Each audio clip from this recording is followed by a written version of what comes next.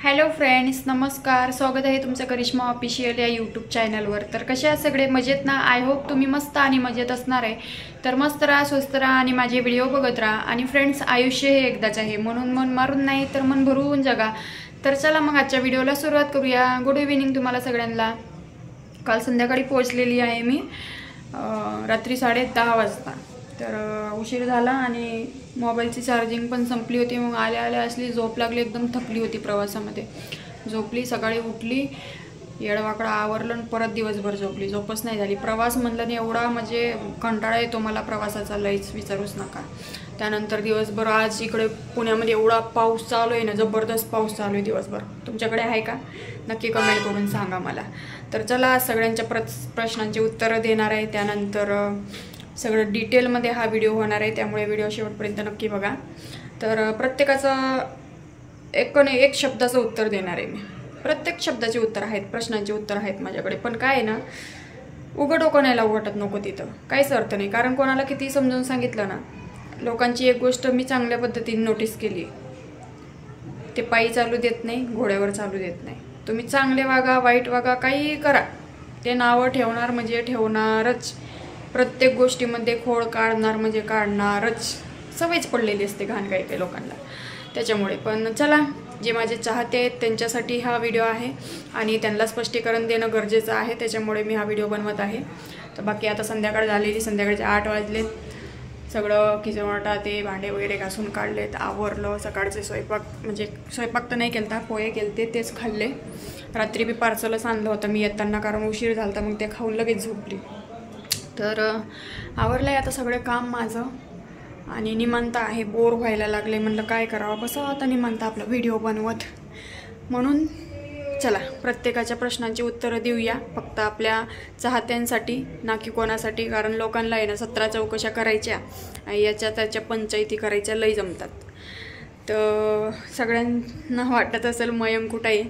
मयंक कुठं घरामध्ये लपलेला नाही आहे, कारण तो एवढा टाईम राहू शकत नाही. मी व्हिडिओ चालू केला ना, मध्ये किती बोलतो तुम्हाला माहिती. तुम्हाला जर असं कोणाला गैरसमज होत असेल की नाही मयंक घरातच आहे, उगाच बोलते. कारण आत्ता पण मगाशी एका ताईचा फोन आला, म्हणे तू मजाक करते की घरामध्ये लपवून ठेवलेला आहे, किंवा तू फक्त व्हिडिओसाठी तो विषय घेतला. मयंकला तू सोडू शकत नाही, विश्वास बसत नाही. आणि मयंकवर तर तुझा लय जीव आहे, त्याचा बी लय जीव आहे, तो पण कुठं जात नाही तुला सोडून. कसं काय मयंकला सोडून आली? म्हणजे त्यांना विश्वासच पटत नव्हता. म्हणजे आहे ते आहे रिॲलिटी. बघा, घरामध्ये कुठं दिसतोय का? नाहीच आहे. आणि तो एवढा वेळ राहिला असताना तो थोडा तरी हसला असता, किंवा तो नाही सस्पेन्स ठेवत. तुम्हाला माहिती चांगलं नाही आहे मयंक घरामध्ये. मी एकटीच आहे. रात्री 10:30 वाजता आली आणि व्हिडिओ नाही शूट केला. आत्ता व्हिडिओ शूट करते संध्याकाळचे. म्हणजे आज, कालची तारीख होती 14, आज 15 तारीख आहे. हा व्हिडिओ तुम्हाला कधी बघायला भेटेल नाही माहिती. भरपूर व्हिडिओ पेंडिंग आहेत, दुसरे पण कामं चालू आहेत माझे, त्याच्यामुळे मला काही वेळ भेटत नाही. तर विषय असा आहे, चला एक एक प्रश्नांचं उत्तर देऊया आपण. पहिला प्रश्न हाच होता, ताई तू खरं बोलते का? तर हो, मी खरं बोलते. त्याला त्याच्या पप्पाकडे सोडून आलेली आहे येताना, कारण तो येतच नव्हता. आणि खूप जणांना असं गैरसमज झाला, वाटत होतं की तू त्याला बळच सोडून आली, त्याच्या बोलण्यातून तर अजिबात वाटत नाही की त्याला तिकडे राहायचं आहे. तर मला सांगा, इथे व्हिडिओ लावून दे, तो व्हिडिओ बघा. मयंक चाललाय आता त्याच्या पप्पाकडं 1 वर्ष कायमचा. 1 वर्ष कशाला कायमचं जाणं? हां, कायमचा येणार नाही. मी जीव नाही लावत ना तुला, जीव नाही लावत ना, म्हणून चाललाय तू. मग जाऊच नको ना, जाऊच नको ना. आणि मला सांगा, याच्यामध्ये मी कुठं बळजबरी केली? तो स्वतःहून बोलतोय, मम्मी मला पप्पाकडेच राहायचे, जा तू, मला वर्षभराने तू तुझा करिअर कर, मला वर्षभराने घ्यायला आहे, असं बोलतोय तो. मी सहज बोलली, सहज म्हणजे जे आहे ते आपण बोलतोच ना. मग लेकरांच्या कानावर पडलं की लेकरं तसेच बोलतात. तर मी बोलली, मला करिअर करायचं आहे, काहीतरी विचार करावा लागेल माझ्या करिअरचा, आणि त्यासाठी माझे प्रयत्न पण चालू आहेत. पण सध्या मी काहीच बोलून दाखवणार नाही, कुठं का कशात कोणत्या फील्डमध्ये, काहीच बोलून दाखवणार नाही. कारण मला चांगला अनुभव आहे की कशी गंदी नजर लागत असते काही लोकांची. काही लोक आपलं वाईट चित्तात, मग ते निगेटिव्ह वेब्स येतात, बरेच काही होतं. त्याच्यामुळे कोणतीही गोष्ट, आणि परत नाही झाल्यावर मग लोक एवढं टॉर्चर करतात की बापरे तू तर अशी मंडी होती, तू तर तसं नाही करून दाखवलं. त्याच्या वाटा मला असं वाटतं, करून दाखवायचं, आणि मग रुबाबात मिरवायचं, मी हे करून दाखवलं, तेव्हा मज्जा येते. उगा आपण बोलतो आणि मग होऊ शकतं एखाद्याची नजर लागली, काही झालं तर मग ते काम पूर्ण नाही झालं की मग आपणच तोंडावर पडल्यासारखे होतो. त्याच्यामुळे बोलायचंच नाही काही. तर कशात तरी मी काहीतरी विचार केला. आता ही गोष्ट मी शेअर केली नसती की मी काहीतरी करिअरचा विचार करते, पण काय आता मयंक शेठ आपले कशातच काही राहू देत नाही. आता मला म्हणतो तू तुझं करिअर कर, मी वर्षभर पप्पाकडेच राहतो. म्हणलं राय बाबा, तुला राहायचं इथं. आणि खरं सांगायचं ना तर मनापासून माझी खूप खूप खूप इच्छा आहे. आधी पण होती, सुरुवातीपासूनच मी अशी आहे की मला वाटत होतं जरी आमचं नाही पटत, आमचं नाही जमत, आम्ही वेगळे होऊन जाऊ, त्यात काही विषय नाही, पण मुलाला आई आणि वडील दोघांचं प्रेम भेटावं हे माझी आधीपासूनच इच्छा होती. आणि आधी पण मी त्यांना बोलली होती, ताईंना पण तुम्ही विचारून घेऊ शकता, मी आधी पण बोलली होती की मला काहीच हरकत नाही आहे पुढचे लोक जर बोलत भेटत असतील आणि त्याला रुपयाचा खर्च नाही दिला तरी चालेल, कारण माझ्याकडून जेवढं होते तेवढं तर मी करतेच आहे ना माझ्या मुलासाठी. जगातली कोणती आई आपले मुलं टाकून देते का? तसं मी नाही टाकून दिलं, मी माझी पुढच्यानी सोडली म्हणून मी नाही घेतली का? मी तर माझी जिम्मेदारी घेतलीच ना.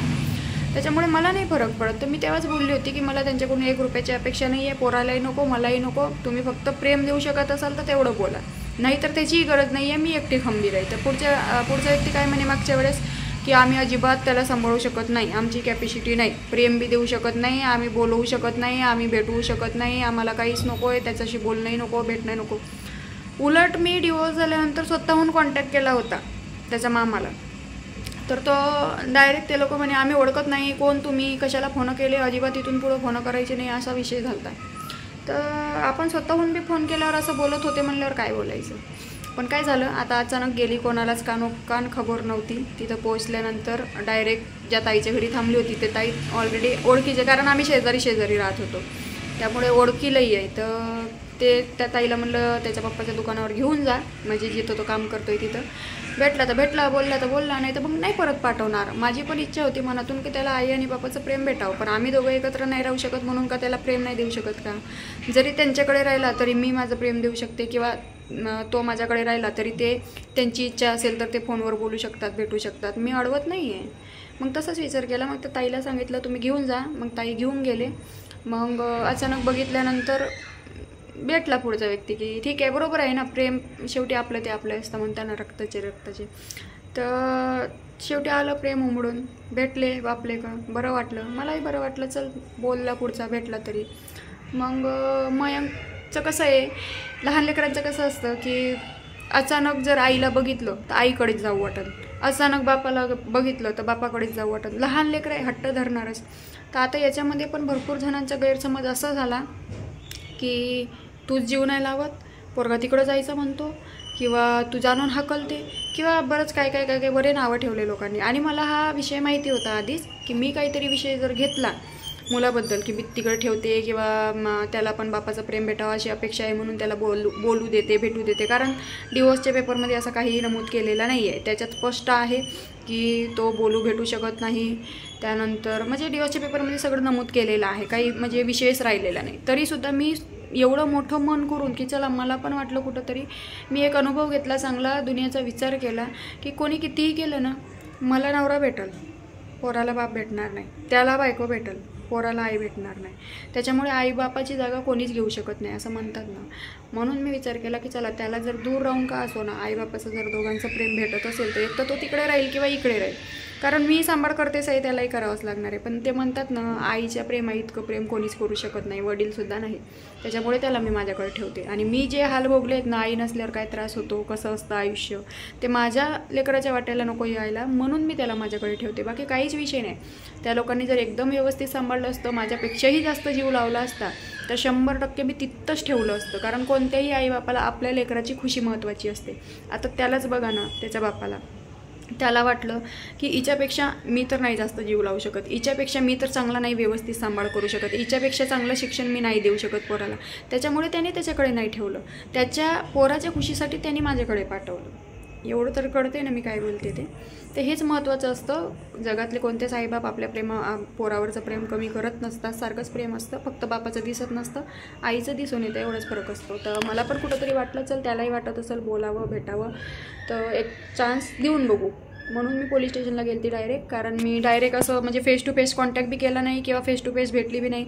हां, मी त्या पोलीस सरांना रिक्वेस्ट केली, म्हटलं सर मी गाडीचं काम मिटवायला आली, पण असा असा माझा विषय आहे, तर थोडीशी मदत करा, त्या व्यक्तीला इथं बोलवून घ्या आणि मला समोरासमोर त्याच्याशी बोलायचं आहे. तर मी पोलिसांच्या समोरच बसून त्याला म्हणले पोराला ठेव, तुझ्याकडे ठेवायचं आहे का, कारण तो राहायचा म्हणतो. पोरगा पण म्हणत होता मला पप्पाकडे राहायचं. म्हटलं ठीक आहे, ठेवा, जर तुम्हाला वाटत असेल उन्हाळ्याच्या सुट्ट्यावर ठेवायचं तर ठेवा, किंवा तुम्हाला असं 1-2 वर्ष ठेवू वाटत असेल तसं ठेवा.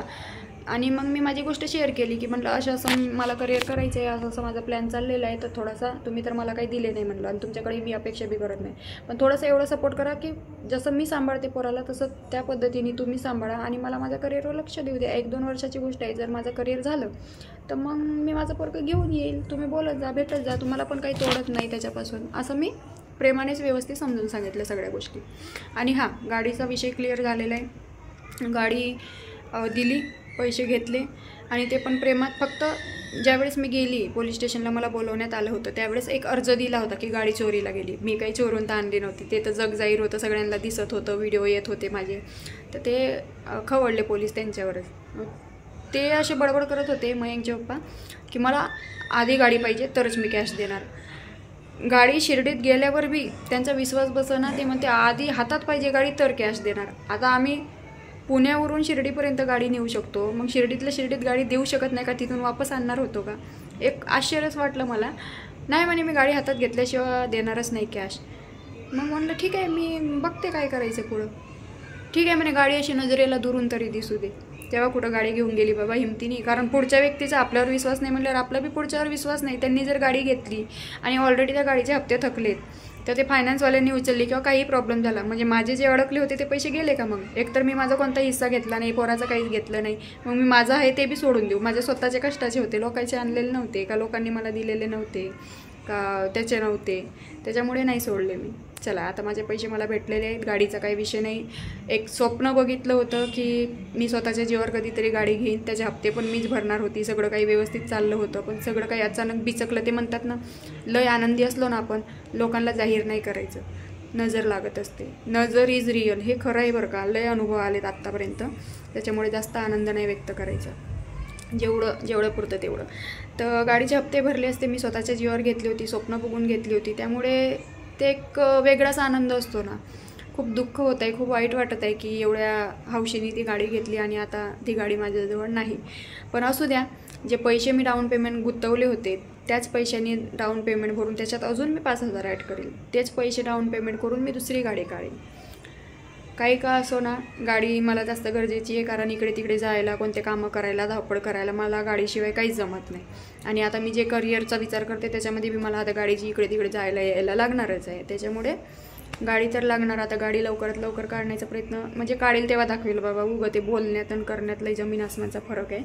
पण मग गाडी निघेलच, कारण मी त्या गाडीचे पैसे कुठेही खर्च करणार नाही, तसेच ठेवणार आणि गाडी काढू आपण. तर चला, सगळ्यांचे पॉझिटिव्ह वेब्स राहू द्या आणि आशीर्वाद राहू द्या की आपली लवकरच एक नवीन गाडी येईल, नवीन राणी येईल म्हणून. तर जास्त आनंद व्यक्त केलं की हे बी भीती वाटायला लागली आता ही गोष्ट शेअर केल्यावर बी, कारण काय होईल सांगता येत नाही, नाही का. तर असू द्या, गाडीची तर गरज आहे आपल्याला, घेऊ उशिरा का होईना घेऊ, पण घेऊ नक्की गाडी. उशिरा घेऊ, लवकर घेऊ, उद्या घेऊ, आज घेऊ, पण घेऊ गाडी तर नक्की घेऊ आपण. तर चला, हा विषय क्लिअर झाला, गाडीचा विषय क्लिअर झाला. अजून एक मला त्याच्या शाळेची टी आणायची होती, ते तर विषय म्हणजे राहून गेलेला आहे माझा, तो काम झाला नाही. त्यानंतर दुसरं होतं ते बँकेचा काम झाला. गाडेकर काकाला बी भेटायचं होतं, म्हणलं चला लई दिवस झाले काकाची भेट नाही झाली, ते पण झालं. टोटल शिर्डीला गेल्यावर सगळे कामं केले, आता गरजच नाही शिर्डीला जायची. हां, फक्त एवढं आहे, राहिली गोष्ट मयंकचा विषय सांगते तुम्हाला क्लिअर. मयंक आता नाही आहे खरंच घरात, मी त्याला तिकडेच सोडून आलेली कालच, कारण तो राहतो बोलला, येतच नव्हता माझ्यासोबत, मी चल बोलली, नाही आला तो. तर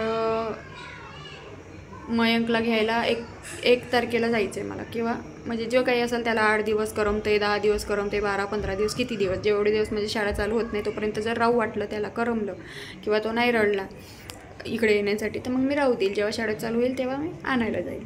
तर मयंकला बी घ्यायला जायचं आहे आता. अजून एक चक्कर होणारच शिर्डीला, जेवढे कामं असतील तेवढे सगळे मिटवून घ्यावं ना, कधीच शिर्डीला जायची वेळ नाही आली पाहिजे असा विचार करते. पण काय आता जाणं येणं होतंच सारखं, काय ना काय काम पडतंच. तर राहू द्या, सध्या मयंक तिकडे आहे, त्याला बी रिलॅक्स राहू द्या, मला बी रिलॅक्स राहू द्या. जास्त काही टेन्शन घेऊ बी नका आणि देऊ बी नका. मी तर म्हणते स्वतः घेऊ नका आणि मला तर अजिबात देऊ नका, कारण माझं टेन्शन मला कमी नाही. भरपूर कामं आहेत माझ्या मागं, सगळ्याच गोष्टी दाखवत बसायच्या नसतात. ठीक आहे, योग्य त्या वेळेवर योग्य त्या गोष्टी करायच्या असतात. तर मयंक तिकडे आहे, तर इथं रडत बसायचं किंवा नाराज होऊन बसायचं काही विषय नाही, कारण स्वखुशीने तिथं ठेवून आली, तो बी स्वखुशीने राहिला, ते बी स्वखुशीने सांभाळतायत आणि सगळं काही व्यवस्थित आहे. मेन म्हणजे त्याला काही एखाद्या हॉस्टेलला टाकलं नाही किंवा एखाद्या परक्या व्यक्तीकडे दिलं नाही, त्याच्यामुळे मला जास्त काही टेन्शन नाही. हां, राहिली गोष्ट त्याच्या संस्काराची, बिघडायची किंवा काय असेल ते तिकडं चुकीचे हे पडत होते त्याच्यावर, तर त्या गोष्टी 15 दिवसात काही लगेच एवढं बिघडून जाणार नाही. तो कायम राहील माझ्याकडेच, मी आणणार आहे त्याला, मी शिकवणार आहे. त्या लोकांना जर बोलायचं असेल, भेटायचं असेल तर तेवढी परमिशन मी दिलेली आहे, मला काही हरकत नाही आहे. कारण मलाही काळजी आहे, मलाही कुठंतरी वाटतं की चला, एक फॅमिलीचं प्रेम म्हणजे काय असतं, जे आपल्याला नाही भेटलं ते आपण पोराचं कशाला तोडायचं. मी सगळा विचार करून, अनुभव घेऊनच विचार केला की नाही, जोपर्यंत माझं कुठं काही होत नाही तोपर्यंत तरी त्याला त्याच्या फॅमिलीचं प्रेम भेटू द्यावा. आता बघू, मी सध्या तर फक्त करिअरचा विचार करते. एकदा माझं करिअर झालं, नाही झालं तो नंतरचा विषय. कमवून तर तशीही खाते, नाही झालं तरीही तशी खाणार, कोणाचं कोणावाचून अडत नाही. किंवा करिअर असलं तरच माणूस खातोय जगतोय असं काही विषय नाही आहे, होईलच काही ना काही माझं पण चांगलं. तर कमवायचं ना खायचं बघावं तेवढंच बस, बाकी काही नाही. सध्या आपल्या करिअरवर फोकस द्यायचं आणि एक काय म्हणतात नाही का, असते मनातून इच्छा आपलं काहीतरी करिअर असावं, तर एकदा त्याच्यात बी प्रयत्न करून बघायला पाहिजे नाही का. झालं तर झालं, नाही तर नाही, तो नंतरचा विषय. तर मयंक फायनली तिकडेच आहे आणि तो हॅप्पी आहे. माझी त्यांनी आज अजिबात आठवण काढलेली नाही आहे दिवसभरातून, आणि फोन पण आलेला नाही मला, आणि मी केला तर त्यावेळेस पुढचा व्यक्ती कामावर होता, मग आता बोलणंच नाही झालं आमचं. तर असू द्या, मी पण आता 4-8 दिवस फोन लावत नाही. मी पण बघते, मयंकलाही बोलत होता ना मला, पप्पाकडे राहायचं. कसं असतं लहान लेकरायचं, अचानक दिसल्यावर असेच करतात. आता मी पण 4-8 दिवस फोन करत नाही, आणि मग बघू त्याला कसं सांभाळतात, मग त्याला कळेल की कोण आपल्याला जास्त जीव लावतं, आपला सांभाळ कुठं चांगलं होतं, ते लेकराला बी कळत असतं. त्याच्यामुळे बघू आता तो इकडे येण्यासाठी रडतो का ज्यावेळेस मी घ्यायला जाते त्यावेळेस तिकडंच राहण्यासाठी रडतो, म्हणजे तेव्हा कळेल मला की काय विषय. कारण मी पण काहीतरी चांगलाच विचार करून केला असेल. जगातले कोणतेच मायबाप आपल्या लेकरांचा वाईट विचार करत नाही. कुठंतरी चांगला विचार केला की आज जरी त्याला वर्षभर 2 वर्ष त्या व्यक्तीने सांभाळलं असतं. काल आमचं पोलीस स्टेशनमध्ये बोलणं झालं, म्हणलं वर्षभर तरी किंवा जोपर्यंत माझं करिअर होत नाही, वर्ष 2 वर्ष 3 वर्ष तुम्ही सांभाळा, त्याच्यानंतर माझं करिअर झालं की मी घेऊनच येणार आहे. तर मला म्हणे की ठेवायचं असेल तर कायमचं ठेवू, नाही तर ठेवू नको. म्हणजे पुढच्या व्यक्तीचा किती स्वार्थ दिसतो याच्यामध्ये बघा. तसा जर मी विचार केला असता काय नसं झालं. जरी त्या लोकांनी नाही सांभाळलं तरी माझा पोरगा मला जड नाही, एवढे दिवस मी सांभाळलं, त्याला घेऊन मी करिअर करणार, तेवढी ताकद आहे माझ्याकडे, करू शकते. तर सहज विचारलं होतं, जर होत असेल तर मग अजून जास्त मला फोकस करता यावं म्हणून विचारलं होतं. आता पुढचा व्यक्ती म्हणतोय की ठेवायचं आहे तर कायमचं तुझ्याजवळ ठेव, मी बोलत जाईल भेटत जाईल, किंवा ठेवायचं आहे तर कायमचं माझ्याजवळ ठेव, तू बोलत जा भेटत जा. पण हे मला कुठं मान्य नाही. 2-3 वर्ष जर ठेवत असतील ना, माझं करिअर होत असेल तर त्या पोराचंच चांगलं होईल ना, त्याच्याच भविष्यासाठी करते मी. नाही तर असं तर मी तर कमवूनच खात आहेच, कसं ना कसं चालेलच माझं. पण करिअर झाला तर वेगळी गोष्ट असते, त्याचा फायदा आपल्या पोरांना पण होत असतो, बरोबर. तेवढाच विचार केला होता मी. चला बाकी काही नाही. असं आज जरा दिवस पूर्ण बोर गेला, लवकर दिवस बी जात नव्हता. मग मी आराम केलं तेव्हा कुठं बरं वाटलं. नाही तर सारखं मग डोक्यामध्ये मयंकचे विचार, सारखा मम्मी घरभर मागं फिरत राहतो बिचारा. आठवण त्याला येते, पण काय करायचं आता, आपल्याला माहिती ना मनाला काय नाही जास्त 8-10 दिवस 15 दिवस ठेवायचे. असं जर वाटलं असतं की नाही कायमचं सोडून दिलं तर मग इथं तर माझा जीवात जीव नसता, रडत बसली असते. पण तसं काहीच केलेलं नाही मी. निश्चिंत राहा, टेन्शन घेऊ नका. या व्हिडिओमध्ये ह्या गोष्टी मी क्लिअर करून दिल्या आहेत. कन्फर्म मयंकला सोडलं की नाही, तर मयंकला नाही सोडलेलं आहे मी, घेऊन येणार आहे. फक्त सुट्ट्यांमध्ये तिकडं ठेवलं आणि माझं काहीच म्हणणं नाही, ते बोलू शकतात, भेटू शकतात. जरी माझ्याकडे राहिला तरी तो दर उन्हाळ्याच्या सुट्टीत त्याच्या पप्पाकडे जाऊ शकतो, अशी परमिशन मी स्वतः देते. कोर्टाने नाही दिली, मी स्वतः देते. तर असू द्या, चला जाऊ दे, त्याला बी बाबाचं प्रेम भेटावं. व्हिडिओ आवडल्यास नक्की लाईक करा, कमेंट करा, शेअर करा. तुमचं मत कमेंटमध्ये मांडू शकता. भेटू लवकरच आपण एका नवीन व्हिडिओमध्ये. तोपर्यंत तुम्ही मस्त राहा, स्वस्त राहा, काळजी घ्या. Bye bye, good night.